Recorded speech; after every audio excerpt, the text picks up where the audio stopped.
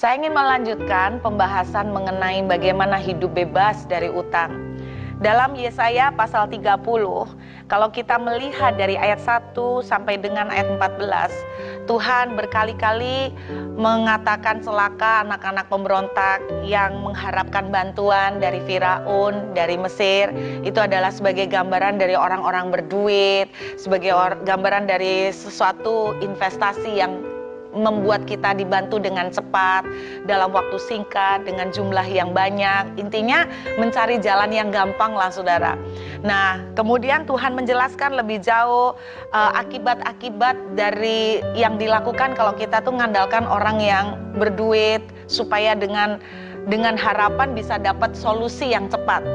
Kemudian di ayat yang ke-15 Tuhan memberikan satu solusi. Nah kalau kita sudah salah jalan saudara, kita mengandalkan orang lain dari pinjaman hutang. Nah di ayat yang ke-15 ini yang Tuhan sarankan kalau kita sudah bahasa Jawanya itu kadung, terlanjur ya saudara. Tuhan bilang begini, sebab beginilah firman Tuhan Allah yang Maha Kudus Allah Israel, dengan bertobat dan tinggal diam, kamu akan diselamatkan. Dalam tinggal tenang dan percaya terletak kekuatanmu. Kunci yang harus kita lakukan adalah tinggal tenang dengan bertobat dan tinggal diam. Saya mau kasih satu kesaksian aja supaya saudara bisa membayangkan seperti apa ini harus kita lakukan. Ada seorang teman yang terlibat hutang kartu kredit dalam jumlah yang cukup banyak. Sekian lama sampai jumlahnya cukup besar saudara. Nah langkah yang saya sarankan ke dia salah satunya adalah ayat ini, bertobat. Artinya bertobat ya otomatis jangan pakai kartu kredit lagi. Arti bertobat berarti ya jangan gali lubang tutup lubang lagi.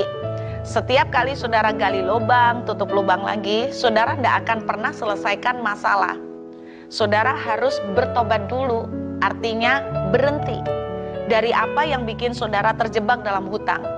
Berhenti jangan ngutang lagi, berhenti jangan mencari pinjaman lagi, berhenti jangan gesek kartu kredit lagi untuk mendapatkan uang tunai, berhenti jangan lagi mencari pinjaman dari siapapun. Saudara banyak yang mungkin protes dengan pengertian ini. Kenapa? Karena loh saya nggak bisa, karena ini waktu jalan terus bu, saya mesti bayar. Iya, tapi Tuhan bilang bertobat dulu. Dan yang berikutnya dituliskan di ayat ini adalah tinggal diam. Wah saudara, siapa yang bisa tahan? Anda bisa bayangkan setiap bulan terkejar pada tanggal-tanggal tertentu, suruh diam. Suruh diam, waduh, nggak bisa, nggak gampang. Makanya ayat firman Tuhan sudah menuliskan begini di ayat 16. Tetapi kamu enggan. Kamu berkata, bukan, kami mau naik kuda dan lari cepat. Maka kamu akan lari dan lenyap. Katamu pula, kami mau mengendarai kuda tangkas. Maka para pengejarmu akan lebih tangkas lagi. Alkitab sudah menjelaskan. Saudara kalau tidak bisa bertobat, berhenti dulu. Terus tidak bisa diem. Dan saudara kepingin cepat. Saudara malah tidak bisa cepat. Saudara akan malah jatuh lebih dalam, saudara akan makin runyam. Sampai Tuhan bilang begini, 1000 orang akan lari melihat ancaman 1 orang. Terhadap ancaman 5 orang, kamu akan lari. Intinya gini, yang ngancam itu aja sedikit tapi kita udah ketakutan. Hidup kita gak akan pernah tenang, hidup kita gak akan pernah damai sejahtera.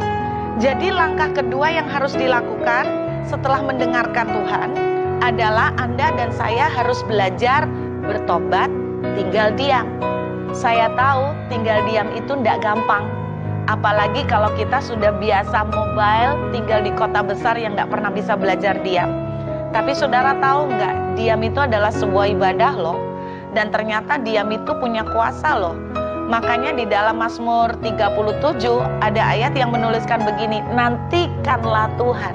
Ya, nantikanlah Tuhan, maka terangmu akan bercahaya seperti rembang tengah hari. Jadi diam itu juga merupakan salah satu kunci untuk menarik kuasa berkat Tuhan. Tapi masalahnya banyak dari kita yang gak bisa diam saudara. Tapi kita harus diam.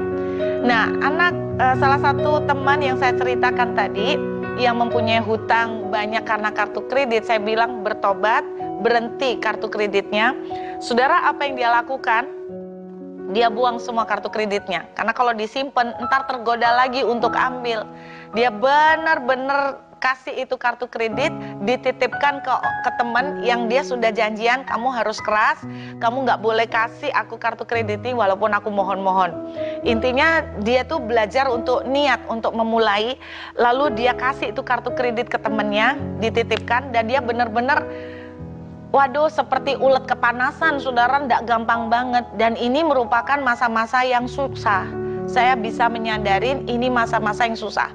Tapi Tuhan bilang diem. Artinya begini, ketika saudara tidak tahan, kartu kredit sudah tidak ada, saudara jangan cari cara lain untuk telepon, cari pinjaman. Sama aja bohong.